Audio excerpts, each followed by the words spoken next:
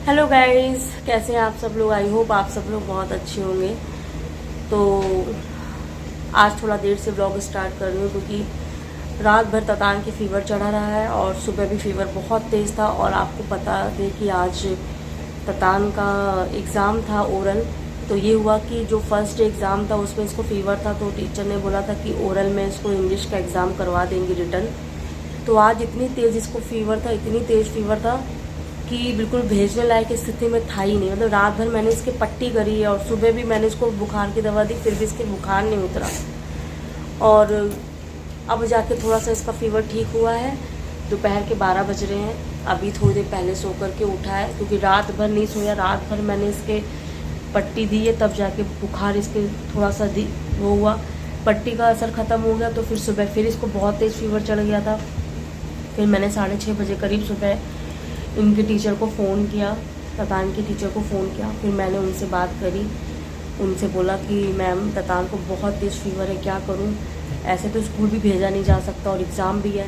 तो ततान के टीचर ने बोला कि कोई नहीं मैम, पहले बच्चे की हेल्थ ज़्यादा इम्पोर्टेंट है, आप पहले उसको देखिए, पहले उसका फीवर ठीक करिए। एग्ज़ाम मतलब क्या होता है? स्वास्थ्य मतलब आपका शरीर पहले ठीक हो जाए उसके बाद। तो उन्होंने पहले बोला कि नहीं, आप पहले बच्चे का फ़ीवर ठीक करिए, फ़ीवर ठीक हो जाएगा तो आप स्कूल इसको भेजिएगा और एग्ज़ाम मैं बाद में इसका ले लूँगी, ऐसी कोई दिक्कत नहीं है। तो फिर मैंने इनकी जो स्कूल में जो वाइस प्रिंसिपल है, मैंने उनसे भी बात करी। तो उन्होंने भी यही बोला कि ठीक है, आप पहले ततान शुभास्ती की तबीयत पहले ठीक कर लीजिए, फिर एग्ज़ाम हम बाद में ले लेंगे। तो ये सुनकर थोड़ा सा राहत फील हुई कि चलो हाफ ईयरली एग्ज़ाम था, कहीं रह ना जाए। पर इनका स्कूल इतना अच्छा है, इतना अच्छा है, मतलब बता नहीं सकते। बहुत कोऑपरेट करते हैं, बहुत। और टीचर्स भी बहुत अच्छी हैं। मतलब कोई भी अगर दिक्कत होती है, अगर एक बार आप इन्फॉर्म कर दो तो वो लोग तुरंत कोऑपरेट कर लेती हैं और मान जाती हैं। और स्कूलों में मैंने देखा है कि अगर इतनी बड़ी बात हो जाए, ततान चुप रहो, इतना सब कुछ होने के बाद ना टीचर दोबारा एग्ज़ाम नहीं लेती है। वो सीधे कह रही मेडिकल लगा दीजिए और छोड़ दीजिए, लास्ट फाइनल में देखेंगे। बट इनके ऐसा कुछ नहीं है। अगर कोई प्रॉब्लम होती है, पेरेंट्स शेयर करता है तो उनके संग पूरा कोऑपरेट करती हैं। तो उन्होंने मेरे से बोला कि आप परेशान मत हो, उन्होंने मेरे से बोला कि आप परेशान मत हो, हम शुभास्ती का एग्ज़ाम ले लेंगे हाफ ईयरली का, जब वो ठीक हो जाए 1-2 दिन में तो मैं उसका ले लूँगी, आप टेंशन मत लीजिए। ये सुन करके तब मेरी सारी टेंशन ख़त्म हुई। तो ये अभी उठे हैं 11:30 पौने 12 बजे। मैंने नहीं उठाया क्योंकि रात भर मैं भी बहुत जगी थी, इसके पापा भी जगे थे रात भर। इसके पापा को भी बहुत टेंशन हो रही थी कि क्या है इसका फीवर नहीं। और वैसे भी मैंने देखा है ततान को जब भी फीवर आता है तो ततान को कम से कम 5 दिन लगातार फीवर आता है और ऐसे ही आता है इसको, चढ़ेगा उतरेगा, चढ़ेगा उतरेगा, चढ़ेगा। चाहे जितने भी अच्छे डॉक्टर को दिखा लो, कुछ भी कर लो, कितनी भी दवाइयाँ कर लो और चाहे कितना भी टेस्ट करा लो, टेस्ट में कुछ नहीं निकलता, बस वही वायरल फीवर। और 5 दिन तो लगता ही है इसका, 5 दिन के बाद जाके तब ये नॉर्मल होता है। तो मुझे भी लग रहा वायरल फीवर है। और उस समय बारिश में हम लोग भीग भी गए थे, इस वजह से फीवर हो गया होगा। पर वायरल फीवर इसलिए मुझे लग रहा है क्योंकि पहले इसके पापा को फीवर आया, फिर मुझे आया, फिर अब ततान को आया। तो वायरली फीवर है। हमको तो ठीक हो गया, मेरा तो ठीक हो गया, इसके डैडी का भी ठीक हो गया, बस ततान का है जो कि अभी थोड़ा रिलीफ होने में टाइम लग रहा है।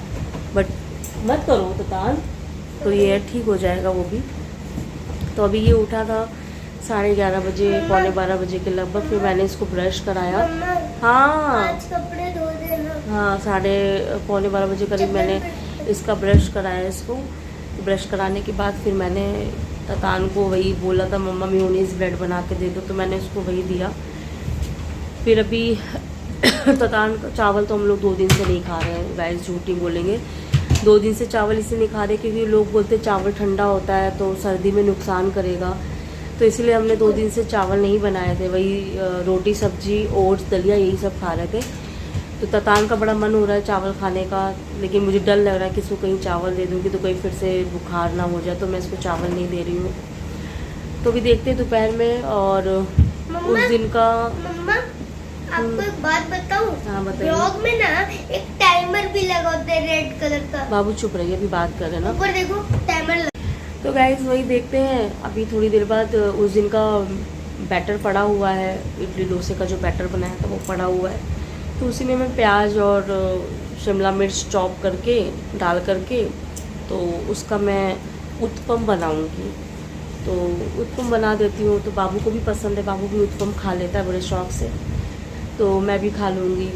इसके तो सुबह पापा फीवर थोड़ा सा उतरा था, तो पापा इसके कॉर्नफ्लेक्स और दूध खा के गए, बोले मुझे हल्का दो, तो कॉर्नफ्लेक्स दूध खा गए। टिफ़िन नहीं लेके गए क्योंकि रात भर जगे थे, मैं भी जगी थी, तो सो नहीं पाई थी। तो मैं थोड़ा सा ततान को सुलाते सुलाते मेरी आँख लग गई और मैं उठी 8:30 बजे, 8:30 पौने 9 बजे के लगभग, और 9:15 तक इन्हें ऑफिस पहुंचना होता है, तो मैं टिफ़िन नहीं दे पाई हूँ। तो बिना टिफ़िन के गए हैं, कॉर्नफ्लेक्स और दूध खा गए और मेडिसिन जो थी वो अपनी ले लिए। तो देखते हैं गाइस, अभी तो फ़िलहाल मैं ततान ने ब्रेकफास्ट तो कर लिया है, मैं उसको एप्पल काट के दे देती हूँ, एप्पल खा लेगा। तो और कब दोगी? बस देते बेटा, एप्पल काट के दे देती हूँ, एप्पल खा लेगा। फिर मैं थोड़ी देर बाद वही उत्पम बनाऊँगी, तो शायद उत्पम खा ली, क्योंकि उत्पम इसको पसंद भी है। मैं भी उत्पम खा लूँगी। फिर थोड़ा सा ये सब करने के बाद फिर गाइस मेरे घर में सफाई सब पड़ी हुई है। कल मैंने सोचा था मैं मशीन लगा के कपड़े धोऊंगी, लेकिन जैसे इसके पापा ने सुना कि मैं मशीन लगाने जा रही हूँ, बहुत गुस्सा करने लगे। बोले अभी तो तबीयत ख़राब है, जुकाम लगी है, छींक रही हो और तुम पानी में काम करोगी। तो मैंने फिर कल मशीन नहीं लगाई थी, और गैस कपड़े इतने सारे हो गए धुलने के लिए, इतने सारे हो गए आज। हाँ, इतने सारे कपड़े हो गए धुलने के लिए, तो आज तो मुझे लगाना पड़ेगा हर हाल में, क्योंकि फिर कल थर्सडे हो जाएगा, थर्सडे को मैं कपड़े धोती नहीं हूँ, तो फिर आज मैं मशीन लगाऊंगी। तो वही झाड़ू पोछा बर्तन मशीन सब कुछ पड़ा है, कपड़े उपड़े सब पड़े हैं। तो चलिए फटाफट गए सारा काम वाम ख़त्म कर लेते हैं। काम वाम ख़त्म करने के बाद फिर आपसे मिलते हैं व्लॉग में। हाँ। तब तक हम लोग के संग व्लॉग में बने रहिए। हाँ। तो गाइस, जैसा कि मैंने बताया था कि बैटर मेरा रखा हुआ था, तो मैंने उस बैटर को 1 घंटे पहले फ्रिज से बाहर कर दिया था। फिर मैंने इस पर प्याज, हरी धनिया, 1 हरी मिर्च और शिमला मिर्च, और फिर उसके बाद चॉप करके इसमें डाल दिया है। और फिर उसके बाद तेल को गरम किया, उस पर राई, हींग, करी पत्ता से तड़का मार दिया है, और इस बैटर को अच्छे से फेंट करके फिर मैंने इस पर डाल दिया था। अब दोनों तरफ मैं इसको सेक रही हूँ। तो ये बन गया मेरा उत्पम। आप भी घर पे ज़रूर बना के ट्राई करिएगा, बहुत टेस्टी, बहुत यम्मी लगता है खाने में। तो गाइस फाइनली हमारा काम रेडी हो गया है। एक तरफ मैं उत्पम बना रही हूँ, एक तरफ चाय बना रही हूँ, और मैं यहाँ पे मशीन लगा रखी है, मशीन में कपड़े धोने जा रही हूँ। दूसरी तरफ मेरा झाड़ू पोछा बर्तन सब पड़ा हुआ है, वो भी कंप्लीट करूँगी। कपड़े देखिए यहाँ रखे हुए हैं, कुछ बास्केट के अंदर रखा हुआ है, और कुछ उधर हैंगर में टंगे हुए हैं, वो सारे कपड़े धोने। बेडशीट भी इकट्ठा हो गई धोने के लिए। और फिर इधर ततान का रूम भी मैं साफ़ कर रही हूँ, साथ ही साथ ततान का रूम भी फैला पड़ा हुआ है, उस ततान के रूम को भी क्लीन करना है, साफ़ करना है।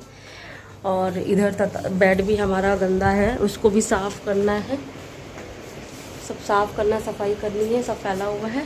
तो चलिए ये सब कर लेते हैं फटाफट। इसको करने में कम से कम मुझे 2 से ढाई घंटा लगेगा। कर लेती हूँ, फिर करके फिर मैं आपसे मिलती हूँ। अभी बज रहा है दोपहर के 3, फिर 2 ढाई घंटे बाद सफाई करने बाद फिर मैं आपसे मिलती हूँ। तब तक बने रही हमारे ब्लॉग पे।